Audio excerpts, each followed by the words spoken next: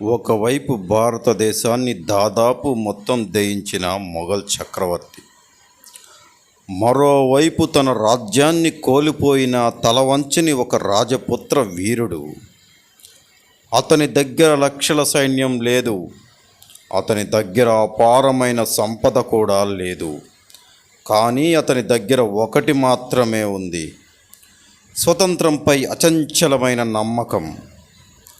మొఘల్ చక్రవర్తి అక్బర్ ఎన్నోసార్లు లొంగిపోవాలని కోరినా, నా తల నరుక్కుంటాను కానీ బానిసగా బ్రతకను అని చెప్పిన వ్యక్తి ఆయనే మహారాణా ప్రతాప్. కానీ అతను ఎలా పుట్టాడు? ఎందుకు అక్బర్తో శత్రుత్వం ఏర్పడింది? హల్దీఘాట్ యుద్ధంలో నిజంగా ఎవరు గెలిచారు? అతని గుర్రం చేతక్ ఎలా చనిపోయింది? మరియు చివరికి మహారాణా ప్రతాప్ ఎలా మరణించాడు? ఈరోజు ఆ పూర్తి కథను మనం తెలుసుకుందాం. మహారాణా ప్రతాప్ 1540 మే 9న ప్రస్తుతం రాజస్థాన్లోని కుంభల్గఢ్ ఫోర్ట్లో జన్మించాడు. తండ్రి పేరు ఉదయ్ సింగ్, తల్లి పేరు జైవంత్ బాయ్. అతను మేవార్ రాజవంశానికి చెందినవాడు. మేవార్ రాజ్యం అంటే నేటి రాజస్థాన్లోని ప్రముఖ రాజపుత్ర రాజ్యం.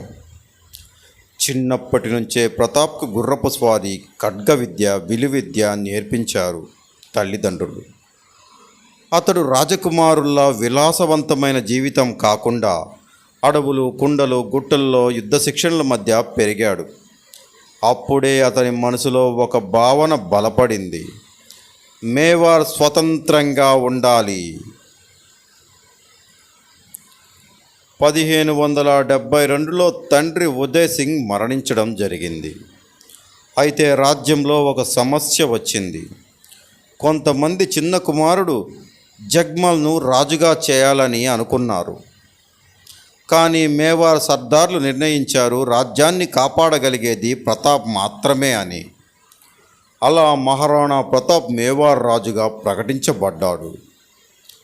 అప్పటికే మొఘల్ చక్రవర్తి అక్బర్ భారతదేశంలోని అనేక రాజ్యాలను జయించాడు. చాలామంది రాజపుత్ర రాజులు అక్బర్తో ఒప్పందం చేసుకున్నారు. కానీ ప్రతాప్ మాత్రం దీనికి అంగీకరించలేదు. అక్బర్ పలుమార్లు దూతలను పంపించాడు రాయబారానికి. మేవార్ మొఘల్ సామ్రాజ్యంలో చేరాలని పదే పదే కోరాడు అక్బర్. కానీ ప్రతిసారి మహారాణా ప్రతాప్ తిరస్కరిస్తూనే వచ్చాడు ఆ రాయబారాలని. అతనికి స్వేచ్ఛ ముఖ్యమైనది. అక్బర్కు అది అవమానంగా అనిపించింది. చివరికి యుద్ధం తప్పలేదు. ఇది భారతదేశ చరిత్రలో అత్యంత ప్రసిద్ధి చెందిన యుద్ధాలలో ఒకటిగా నిలిచిపోయింది. హల్దీఘాట్ యుద్ధం గురించి తెలుసుకున్నట్లయితే 1576 జూన్ 18న స్థలం హల్దీఘాట్లో ఒకవైపు మహారాణా ప్రతాప్, మరోవైపు మొఘల్ సైన్యాన్ని నడిపిస్తున్న రాజపుత్ర సేనాధిపతి మాన్ సింగ్ 1. మొఘల్ సైన్యం సంఖ్యలో చాలా పెద్దది, ప్రతాప్ సైన్యం తక్కువ. కానీ అతని ధైర్యం అపారమైనది. యుద్ధం మొదలైంది. ఖడ్గాల డంకా, గుర్రాల గర్జన, సైనికుల అరుపులు. మొత్తం హల్దీఘాట్ యుద్ధభూమి రక్తంతో తడిచిపోయింది, నిండిపోయింది. శవాలు, గుట్టలతో ఆ ప్రాంతమంతా భయకంపితంగా చేరిపోయింది. అప్పుడు ఒక అద్భుతమైన సంఘటన జరిగింది.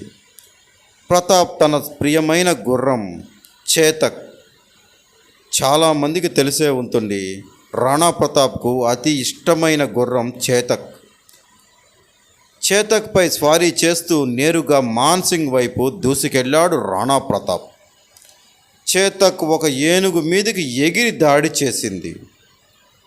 ఈ సంఘటన చరిత్రలో చిరస్మరణీయంగా నిలిచిపోతుందని చెప్పాలి. కానీ యుద్ధంలో చేతక్ తీవ్రంగా గాయపడింది. ప్రతాప్ను సురక్షితంగా యుద్ధభూమి నుంచి తీసుకువెళ్ళింది. కానీ చేతక్ తర్వాత కొద్ది దూరంలో చేతక్ కుప్పకూలిపోయింది. తన యజమానిని కాపాడి ప్రాణాలు అతనికి ఏమీ కాకుండా చేసి తను మాత్రం ప్రాణాలు విడిచింది చేతక్. ఇది ఎప్పటికీ చర్చనీయాంశమే.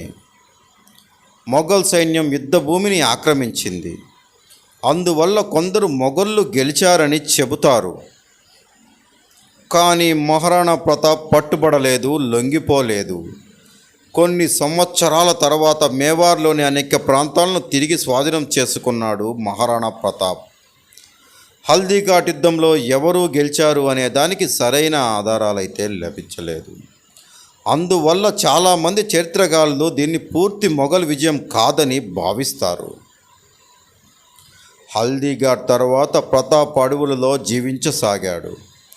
కుటుంబంతో కలిసి ఎన్నో కష్టాలు నష్టాలు పడ్డాడు. కొన్నిసార్లు ఆహారం కూడా లేకపోయిందని కథనాలు చెబుతున్నాయి. ఎన్ని బాధలు ఎన్ని కష్టాలు తట్టుకున్న ఒక మహారాజు రాణా ప్రతాప్ సింగ్. అయితే అతను లొంగిపోలేదు. గెరిల్లా యుద్ధ విన్యాసాలను ఉపయోగించాడు. ఒక్కో కోటను తిరిగి స్వాధీనం చేసుకోవడం ప్రారంభించాడు. మొఘల్ రాజ్యాన్ని గడగడలాడించాడు ఈ మహారాజు.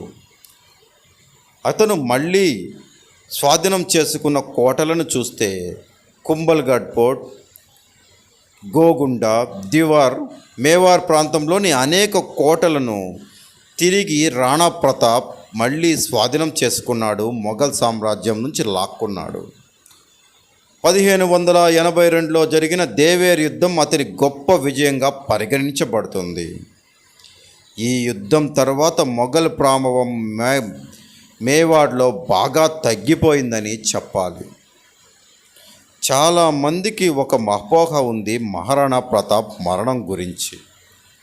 మహారాణా ప్రతాప్ యుద్ధంలో చనిపోయాడని అనుకుంటుంటారు కొంతమంది. కానీ ఇది అస్సలు నిజం కాదని చాలా చరిత్రకారులు చెబుతున్నారు. 1597 జనవరి 19న ఆయన మరణించాడు. ఒక వేట సందర్భంగా భారీ విల్లు లాగుతుండగా తీవ్ర గాయం అయినట్లు ఆయన చరిత్ర కథనాలు చాలా చెబుతున్నాయి. ఆయన గాయం కారణంగానే చివరకు 56 సంవత్సరాల వయసులో ఆ గాయం మానకపోవడంతో ఆరోగ్యం చాలా క్షీణించి ఆయన 56వ సంవత్సరంలో మరణించాడని చెబుతున్నారు. మరణించే ముందు తన కుమారుడు అమర్ సింగ్ను పిలిచి మేవార్ స్వేచ్ఛను కాపాడాలని అని చెప్పినట్లు చరిత్ర మనకు చెబుతుంది. మహారాణా ప్రతాప్ జీవితంలో అన్ని యుద్ధాలు గెలవలేదు.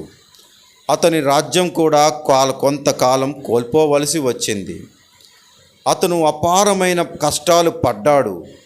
కానీ ఒక్క విషయం మాత్రం ఎప్పుడూ కోల్పోలేదు. అది అతని స్వాభిమానం. అందుకే శతాబ్దాలు గడిచిన రాణా ప్రతాప్ పేరు నిజంగానే ధైర్యం, స్వతంత్రం, త్యాగం గుర్తుకు వస్తూనే ఉంటాయి అందరికీ. భారతదేశ చరిత్రలో ఆయన చిరస్మరణీయంగా నిలిచిపోయారు.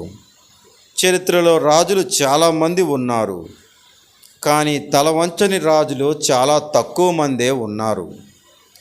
ఆ జాబితాలో ముందు వరుసలో నిలిచే రాజు మహారాణా ప్రతాప్ అని గర్వంగా చెప్పుకోవచ్చు మనం అందరం. భారతదేశ చరిత్రలో మొఘల్ సామ్రాజ్యాన్ని ఎదిరించి నిలబడిన ఒకే ఒక్క మహారాజు రాణా ప్రతాప్ అని చెప్పుకోవచ్చు. మరి తర్వాత కాలంలో ఛత్రపతి శివాజీ, సంభాజీ మహారాజులు కూడా మొఘల్ సామ్రాజ్యానికి ఎదురొడ్డి పోరాడారు. కానీ వాళ్ళకంటే ముందు అక్బర్తో పోరాడి ఎదురు నిలిచింది మాత్రం మహారాణా ప్రతాప్ అని అందరూ గట్టిగా చెప్పాలి. మనం భారతీయులమైనందుకు అందరం గట్టిగా గర్వించదగ్గాలి. ఇక ఈ వీడియో గనుక మీకు నచ్చినట్లయితే ఈ వీడియోని లైక్ చేయండి, షేర్ చేయండి, సబ్స్క్రైబ్ చేసుకోండి. మనం ఈ ఎంతో అద్భుతమైన విషయాలను మీకు ప్రతిరోజు తెలియచేస్తూనే ఉన్నాం. మీరు సబ్స్క్రైబ్ కనుక చేసుకున్నట్లయితే మనం పూర్తిగా వీడియో పెట్టిన వెంటనే మీరు చూసేదానికి మీకు నోటిఫికేషన్ రావడం జరుగుతుంది. మీరు మొదటగా చూసేదానికి అవకాశం వస్తుందని కోరుతున్నాం. మీరు వీడియో గనక షేర్ చేసినట్లయితే మరికొంతమంది ఈ వీడియోను చూసేదానికి అవకాశం ఇస్తారని కోరుకుంటున్నాం. మానస్ టీవీ 19 ఛానల్ను ఆదరిస్తున్న వారందరికీ పేరు పేరున కృతజ్ఞతలు తెలుపుకుంటున్నాం. మమ్మల్ని ఆదరించి మమ్మల్ని ప్రోత్సహిస్తున్న వారికి పేరు పేరున ధన్యవాదాలు తెలుపుకుంటున్నాం.